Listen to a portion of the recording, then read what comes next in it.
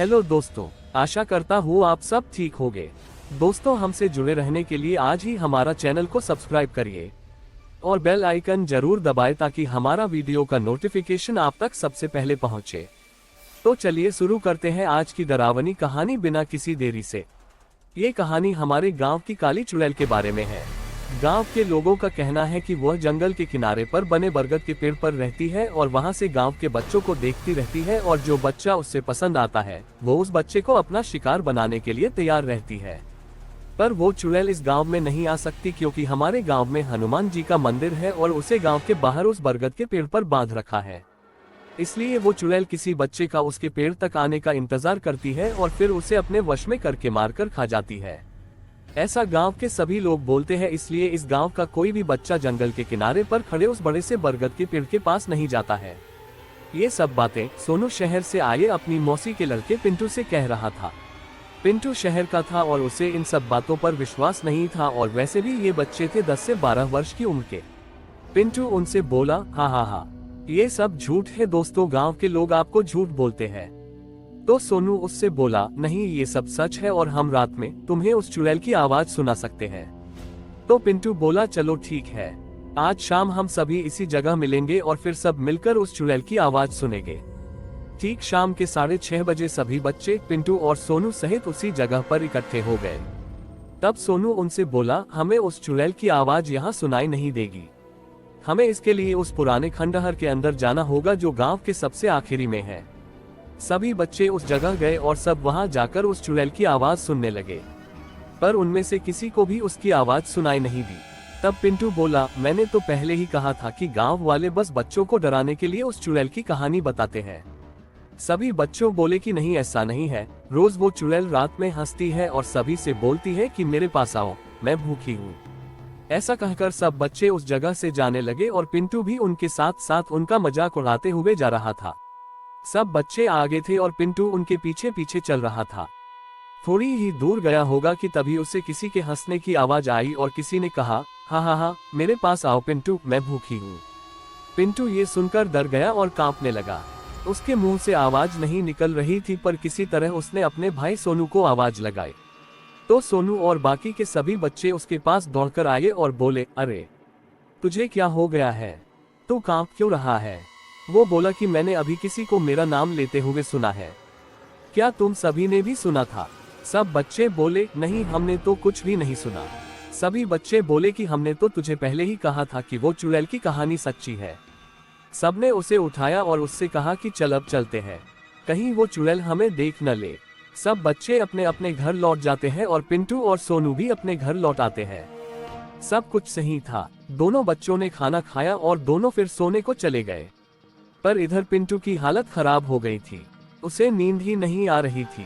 थोड़ी देर बाद उसे किसी की आवाज सुनाई दी, वो जो कोई भी थी उसे बाहर बुला रही थी। पिंटू को बहुत डर लग रहा था, पर पता नहीं क्यों वो उस आवाज की तरफ खींचा चला जा रहा था। वो घर से बाहर निकला और उसने देखा कि सामने एक काले कपड़े पहने एक औरत उसकी और अपनी पीठ किए खड़ी थी। वो औरत मन में कुछ गुनगुना रही थी। आसपास का माहौल भी काफी खौफनाक था, चारों तरफ कोहरा छा रहा था और ऐसा लग रहा था जैसे कि पूरा गांव कोहरे में डूब गया था। ठंड बिल्कुल ऐसी थी कि जैसे नंगे जिस्म पर कोई सुई की नोक चुभा रहा हो। आसपास के माहौल में ऐसी आवाजें आ रही थी कि जैसे कई सारे डरावने जानवर आसपास हो, पर कोई दिख नहीं रहा हो। इतने भीषण और खून को जमा देने वाले वातावरण में अच्छे अच्छे सूरमाओं की हालत खराब हो जाए तो ये तो फिर भी एक छोटा बच्चा था। वो काले कपड़े वाली औरत धीरे धीरे जाने लगी और उसके पीछे पीछे पिंटू भी जा रहा था। वो अपने वश में नहीं था और उस चुड़ैल के साथ साथ बस गौर से होकर उस चुड़ैल के बरगद वाले पेड़ तक जाए जा रहा था। थोड़ी देर बाद वो उस बरगद के पेड़ के पास खड़ा था। उसे होश आया और उसने देखा कि वो अपने घर में न होकर एक बड़े से बरगद के पेड़ के पास खड़ा था। वो डर गया और चिल्लाने लगा, मैं यहाँ कैसे आ गया? मम्मी पापा आप कहाँ हो? मुझे यहाँ डर लग रहा है। हा, कोई फायदा नहीं। आसपास किसी के जोर से चिल्लाने और हंसने की आवाजें आने लगी। पिंटू की हालत काफी खराब हो चुकी थी, उसकी आंखों से आंसू बह रहे थे। वो डर के मारे इधर उधर देख रहा था। तभी उसने देखा कि उस बरगद के पेड़ पर एक काले रंग की शाल ओढ़े एक बूढ़ी औरत खड़ी थी। वो औरत दिखने में काफी भयानक थी और उसके हाथ में कुल्हाड़ी भी थी। जिसे वो अपने एक हाथ में लेकर उसकी ओर देख रही थी और हंस रही थी। वो बोली, आज तो मैं पेट भर के खाऊंगी, गांव में बहुत दिनों से कोई मेरा शिकार नहीं बना है। हा हा हा हा हा हा। और हंसकर वो एक झटके में उसके सामने आकर खड़ी हो गई। पिंटू ने उसकी भयानक शक्ल देखी और वो वहां से भागने लगा कि तभी उस चुड़ैल ने उसे पकड़ लिया और उसके चेहरे पर अपने बड़े बड़े नाखून फेरने लगी, जिससे पिंटू के गाल पर एक नाखून से हल्का सा कटने का निशान लग गया। फिर धीरे धीरे वो औरत अपनी कुल्हाड़ी को उसकी ओर बढ़ाने लगी और कुल्हाड़ी का एक जोर का वार उस पे दे मारा। तभी पिंटू की आंख खुली। वो सपना देख रहा था। थोड़ी देर तक तो उसे यकीन ही नहीं हुआ कि उसके साथ यह सब क्या हो रहा था, पर उसने सपना समझकर सब भुला दिया। वो फ्रेश होने के लिए गया कि तभी चेहरा धोते वक्त उसे शीशे में अपने गाल पर एक नाखून के कट का निशान दिखा। वो समझ गया कि उसके सपने में कोई हकीकत जरूर थी। फिर उसी दिन वो और उसकी माँ अपने शहर लौट गए थे। पर पिंटू के साथ जो कुछ हुआ वो एक सपना था या सच, ये पिंटू हमेशा याद रखने वाला था। वो बरगद का पेड़ आज भी वही है और वह चुड़ैल आज भी अपने शिकार का इंतजार कर रही है। ये दूसरी कहानी रामू की है, जो काफी शराब पिया करता था, या यूं कह लीजिए कि वो शराब पीने का आदी था। उसे उसके गांव वाले काफी समझाते थे कि भाई शराब मत पिया कर, पर जो आदमी अपने माँ बाप और बीवी की नहीं सुनता था वो भला किसी और की क्यों सुनेगा। गांव के पास में एक और गांव था जहां से वो अपने लिए शराब लाया करता था। तो ऐसे ही एक दिन की बात है, जब वह देर रात शराब पीकर अपने घर लौट रहा था। उसके पास एक शराब की बोतल भी थी, जिसे भी वो उसी दिन पीने के लिए लाया था। उसने सोचा कि गांव के आसपास पियोगा तो सभी देखकर मेरा दिमाग खाएंगे, तो उसने एक खेत के अंदर शराब पीने की सोची। थोड़ी देर बाद वो एक खेत तक पहुंचा और शराब पीने लगा तो तभी उसे किसी के मक्का की फसल में से निकलकर आने की आवाज सुनाई दी। वो थोड़ा नशे में था, पर वो साफ तरीके से सुन पा रहा था कि वो आवाज उसके सामने वाली मक्का की फसल की क्यारी से आ रही थी। वो सोचने लगा कि इतनी रात को कौन है, शायद इस खेत का किसान होगा। चलो यहाँ से चलता हूँ, वरना वो तो मुझे यहाँ से भगा ही देगा। यही सोचकर वो उस जगह से जाने लगा, पर इससे पहले कि वो वहां से जा पाता, उसने देखा कि उस खेत में से एक भयानक सी औरत आकर उसे देखने लगी। वो औरत बड़ी ही भयानक थी और उसकी ओर ही बढ़ रही थी। ये देखकर रामू वहां से तेजी भागा और वो औरत भी उसकी ओर भागने लगी। भागते भागते रामू थोड़ी दूर आया और उसने देखा कि अब उसके पीछे कोई भी नहीं था। वो सोचने लगा कि आज कुछ ज्यादा चढ़ गई है, मैं भी ना, चलो शुक्र है कि मेरी बोतल सही सलामत है। हा हा हा हा। और वो हंसने लगा। तभी उसे जोर की टॉयलेट लगी और वो एक पेड़ के पास आकर पेशाब करने लगा। पेशाब करते करते जब उसने अपना सर ऊपर घुमाया तो देखा कि वो औरत उस पेड़ पर बैठी थी और उसको बड़े ही डरावने तरीके से देख रही थी, और वो एक झपटे से उसके ऊपर कूद गई। वो जैसे ही उस पर कूदी, वो नीचे जा गिरा और चिल्लाने लगा, पर वो औरत उसके हाथ से उसकी शराब की बोतल छीन ली और शराब पीने के बाद अचानक से वहां से गायब हो गई। रामू ये देखकर वहीं बेहोश हो गया। सुबह जब उसे होश आया तो उसने देखा कि उसकी शराब की बोतल वहीं पड़ी थी।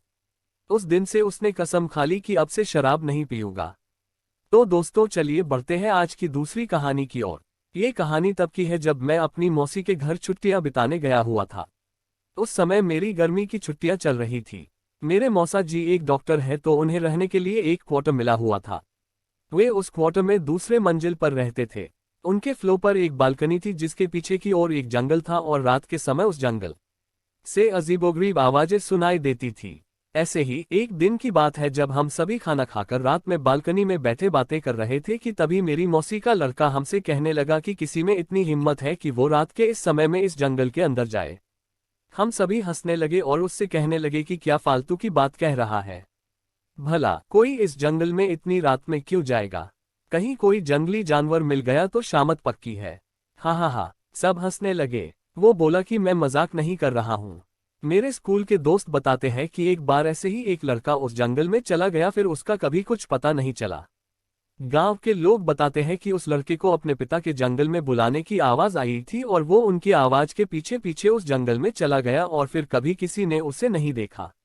मैं हंसने लगा कि यह तो झूठी कहानी है। अगर वो लड़का लौटा ही नहीं तो लोगों को किसने बताया कि वह आवाज उसके पिता की थी। वो बोला क्योंकि उसके पिता उससे थोड़ी दूरी पर थे और उन्होंने भी वही आवाज सुनी थी, मतलब उनको बुलाने की। उनकी ही आवाज में कोई उनके बेटे को अपनी ओर पुकार रहा था। जब वे दौड़कर वहां पहुंचे तो उन्होंने देखा कि वहां पर उनका बेटा नहीं था। इसलिए कोई भी उस जंगल की ओर नहीं जाता। मैं अपने मौसेरे भाई की यह कहानी सुनकर हंसने लगा कि वाह क्या बात है, जंगल का भूत जो लोगों को गायब कर दे।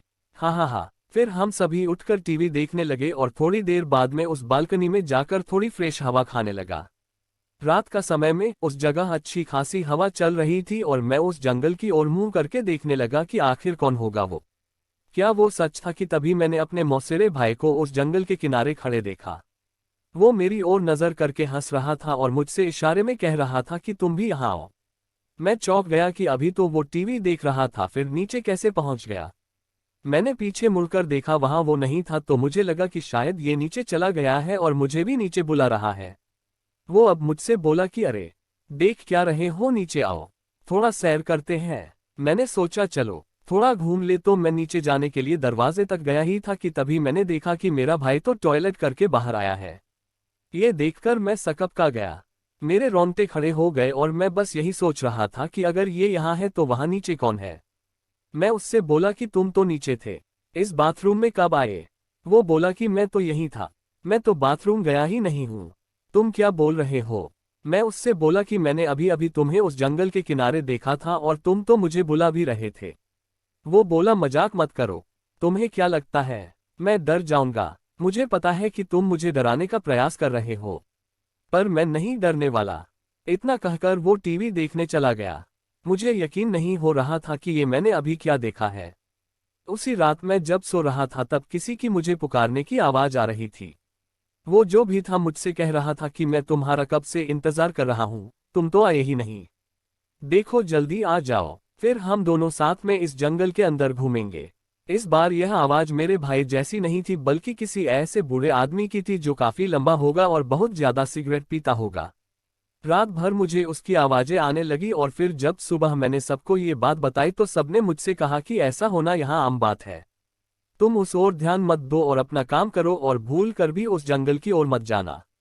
उसके कुछ दिनों बाद भी मुझे उस जंगल की ओर से आवाजें आती रही, फिर वो आवाजें आना रुक गई। इस घटना के कुछ दिनों बाद मेरे पापा मुझे लेने आ गए थे क्योंकि मेरी गर्मी की छुट्टियां भी खत्म होने वाली थी। उस जंगल में रहने वाले को लोग छलावा कहते हैं और जो कोई भी उसके पीछे जाता है वो फिर कभी लौट कर नहीं आता।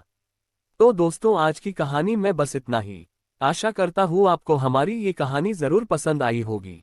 चलिए मिलते हैं अब अगली कहानी में, तब तक के लिए बाय।